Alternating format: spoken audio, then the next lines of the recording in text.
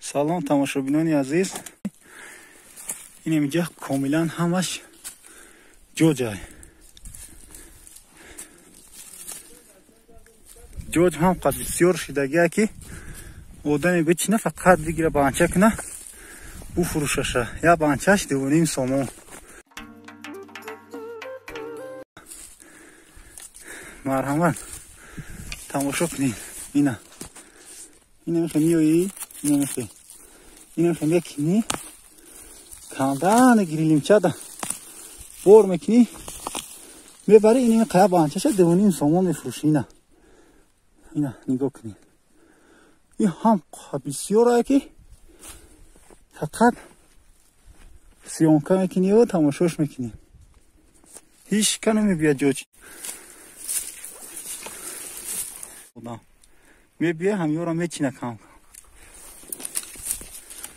نگاه کن.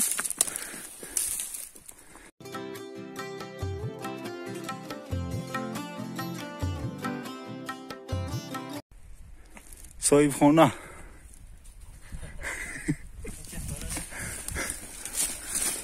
نگاه کن. حالی من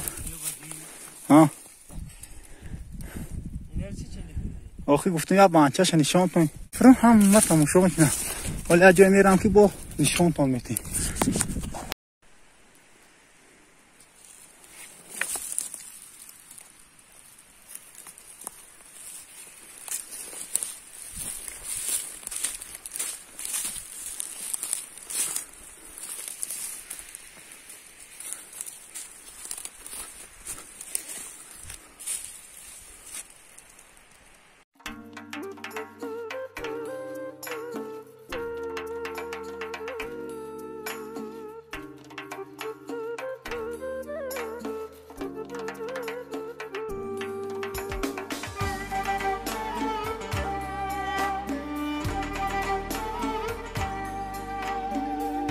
نحس و از کثافت یک بار تو بگوید، یک بار تو بگوید.